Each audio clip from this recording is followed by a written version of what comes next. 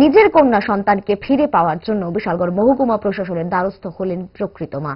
জানা যায়, সোমবার মধুপুর থানাধীন কৈয়ারচেপা এলাকায় রাত 13 বছর বয়সী নাবালিকা কন্যাকে বাবা এবং সৎ মা মিলে বিয়ে দেওয়ার জন্য প্রস্তুতি নিচ্ছিল।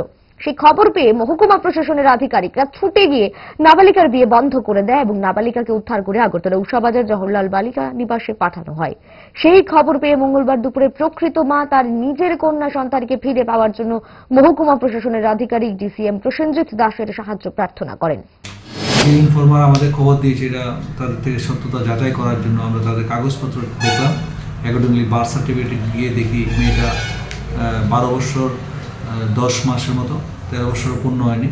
এই মুহূর্তে মেয়েটাও স্বীকার করলো যে ওকে মা বাবা ডোমেস্টিক ভায়োলেন্স করে বিয়ে দেওয়ার জন্য প্রস্তুতি নিচ্ছে।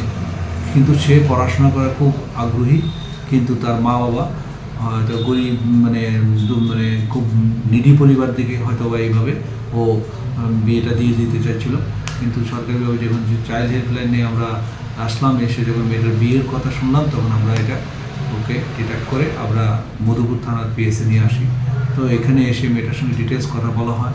তারপরে ওকে ওর মা এবং বাবা, যেটা সৎ মা সৎ বাবার কাছে এটা পালিত ছিল, তারপরে এখানে মধুপুর পিএসে এনে আমরা তাদের ইন্টারভিউশন করা হয় মা বাবা। তারপর মেয়েটার সঙ্গে আলাদাভাবে কাউন্সিলিং করা হয়, করে তাকে এখানে এনে আমরা তাকে নিয়ে যাই এই উষাবাজার, যেটা আমাদের আগরতলাতে অবস্থিত জওহরলাল বালিকা নিবাস, ওখানে সে অবস্থান আছে।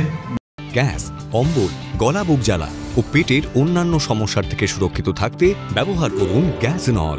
অরিও ফার্মা, 5 দশক ধরে মানুষের ভরসা।